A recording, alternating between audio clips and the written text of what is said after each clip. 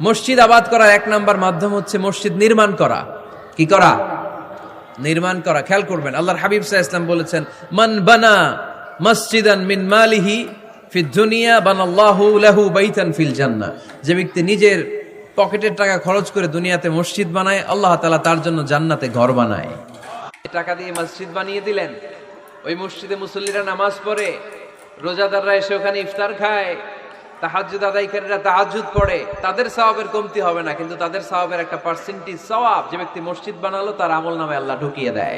মসজিদে চলো যাই সকলে, মসজিদ আল্লাহর ঘর, পরকালে মসজিদ তোমায় করবে না তো পর। মসজিদে চলো যাই সকলে, মসজিদ আল্লাহর ঘর, পরকালে মসজিদ তোমায় করবে না তো পর।